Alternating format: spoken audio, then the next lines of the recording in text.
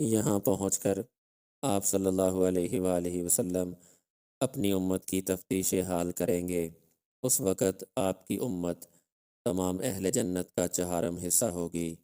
دریافت حال کے بعد جب آپ صلی اللہ علیہ وآلہ وسلم کو معلوم ہو جائے گا کہ ابھی میری امت میں سے ہزارہا آدمی دوزخ میں پڑے ہیں، تو بوجہ اس کے کہ آپ رحمت للعالمین ہیں، غمگین ہو کر درگاہ الہی میں عرض کریں گے، اے خدا، میری امت کو دوزخ سے خلاصی دے۔ یہ شفاعت بھی شفاعت کبریٰ کی مانند جو جناب صلی اللہ علیہ وآلہ وسلم نے کی تھی ہوگی، یعنی 7 روز تک سر بسجود رہ کر عجیب و غریب حمد و ثنا بیان فرمائیں گے۔ تب بارگاہ الہی سے حکم ہوگا کہ جس کے دل میں جو کے دانے کے برابر ایمان ہو اس کو دوزخ سے نکال لاؤ۔ آپ کو دیکھ کر دوسرے پیغمبر بھی اپنی اپنی امتوں کی شفاعت کریں گے۔ بس حضور اکرم صلی اللہ علیہ وآلہ وسلم باحکم الہی فرشتوں کو اپنے ساتھ لے کر بامعیت امت دوزخ کے کنارے پہنچ کر فرمائیں گے، اپنے اپنے رشتہ داروں اور واقف کاروں کو یاد کر کے ان کی نشانی بتاؤ تاکہ یہ فرشتے ان کو دوزخ سے نکال لیں۔ چنانچہ ایسا ہی ہوگا۔ علاوہ ازیں شہداء کو 70، حافظوں کو 10، علماء کو حسب مراتب لوگوں کی شفاعت کا حق ہوگا۔ جب آپ ان کو لے کر جنت میں تشریف لائیں گے تو آپ کی امت اس وقت تمام اہل جنت کا تیسرا حصہ ہوگی۔ پھر پیغمبر خدا صلی اللہ علیہ وآلہ وسلم تفتیش فرمائیں گے کہ اب میری امت میں سے کس قدر دوزخ میں باقی ہیں۔ جواب ہوگا، حضور ابھی تو ہزارہا دوزخ میں موجود ہیں۔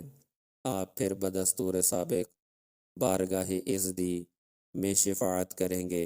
حکم ہوگا کہ جس کسی کے دل میں رائی کے دانے کے برابر ایمان ہو اس کو دوزخ سے نکال لاؤ۔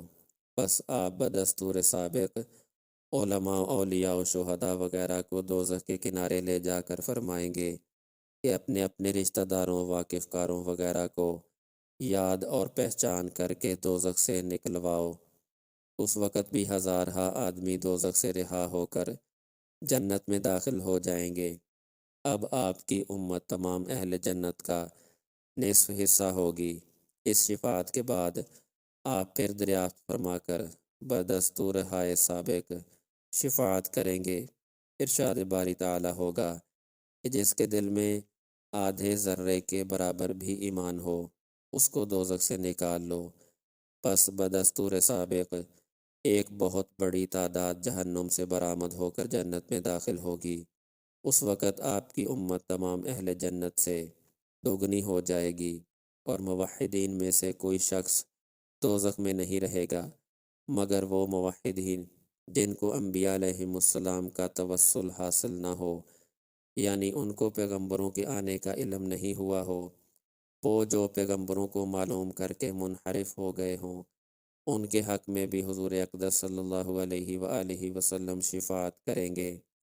مگر خدا بند کریم فرمائے گا کہ ان سے تمہارا کوئی تعلق نہیں، بلکہ ان کو میں خود بخشوں گا۔ اسی اثناء میں مشرکین اور ان موحدین میں جھگڑا ہوگا۔ مشرکین بطور طعنہ کہیں گے کہ تم تو توحید کے متعلق دنیا میں ہم سے جھگڑتے تھے اور اپنے تئیں سچے بتاتے تھے، مگر معلوم ہوا کہ تمہارا خیال محض خام تھا۔ دیکھو ہم اور تم یکساں ایک ہی بلا میں مبتلا ہیں۔ پس اس وقت خدا قدوس فرمائے گا، کیا انہوں نے شرک و توحید کو یکساں سمجھ لیا ہے؟ قسم ہے عزت و جلال کی کہ میں کسی موحد کو مشرک کے برابر نہ کروں گا۔ پس ان تمام موحدین کو اس روز کے آخر میں جس کی مقدار 50,000 سال کی ہے دوزخ سے اپنے دست قدرت سے نجات دے گا۔ اس وقت ان لوگوں کے جسم کوئلہ کی طرح سیاہ ہوں گے، لہٰذا آب حیات کی نہر میں جو جنت کے دروازوں کے سامنے ہے غوطہ لگا دیں گے، جس سے ان کے بدن صحیح و سالم ہو کر تر و تازہ ہو جائیں گے اور ایک مدت کے بعد جنت میں داخل ہوں گے، مگر ان کی گردنوں پر ایک سیاہ داغ رہے گا اور اہل جنت میں ان کا لقب جہنمی ہوگا۔ پس وہ ایک مدت کے بعد درگاہ الہی میں عرض کریں گے، خداوندا، جب تو نے دوزخ سے ہم کو نجات دی تو اس نشان و لقب کو بھی اپنے فضل و کرم سے ہم سے دور کر دے۔ پس خدا کی مہربانی سے وہ نشان اور لقب بھی ان سے دور ہو جائے گا۔ سب سے آخری شخص جو دوزخ سے برآمد ہو کر جنت میں داخل کر دیا جائے گا، ایک ایسا شخص ہوگا کہ اس کو دوزخ سے نکال کر کنارے پر بٹھا دیا جائے گا۔ تھوڑی دیر کے بعد جب اس کو ہوش آئے گا تو کہے گا کہ میرے منہ کو اس طرف سے پھیر دو۔ بس اس سے عہد لیا جائے گا کہ اس کے سوا اور کچھ تو نہ مانگے گا۔ جب وہ پختہ عہد کر لے گا تو اس کا منہ پھیر دیا جائے گا۔ جب وہ جنت کی جانب نظر کرے گا تو اس کو نہایت تر و تازہ درخت دکھائی دیں گے۔ بس وہ شور مچائے گا، الہی مجھ کو وہاں پہنچا دے۔ پھر اس سے بدستور سابق عہد لے کر وہاں پہنچا دیا جائے گا، اور اسی ترتیب سے خوشنما درخت و عمدہ مکانات کو دیکھ کر نقض عہد کرتا ہوا جنت کے پاس پہنچ جائے گا۔ اور جب وہ جنت کی تر و تازگی اور رونق دیکھے گا تو تمام عہود سابقہ کو توڑ کر نہایت گڑ گڑا کر جنت میں داخل ہونے کا خواستگار ہوگا۔ لیکن جب اس کو جنت میں داخل ہونے کی اجازت مل جائے گی تو اس خیال میں پڑ جائے گا کہ جنت تو معمور ہو چکی ہے، اب میرے لیے اس میں مکان کی گنجائش کہاں ہوگی۔ حق تعالی شانہ فرمائے گا، جا جہاں وہاں جگہ کی کمی نہیں ہے۔ عرض کرے گا کہ خداوندا، شاید تو مجھ سے تمسخر کرتا ہے، حالانکہ تو رب العالمین ہے۔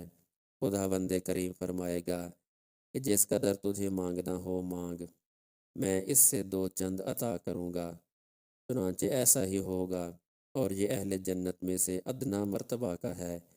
حاصل کلام، جب تمام اہل جنت اپنے اپنے مقاموں پر برقرار ہو جائیں گے تو ملاقات کے وقت ایک دوسرے سے کہیں گے، فلاں دوزخی ہم سے حق باتوں پر جھگڑتا تھا، نامعلوم اب وہ کس حالت میں ہے۔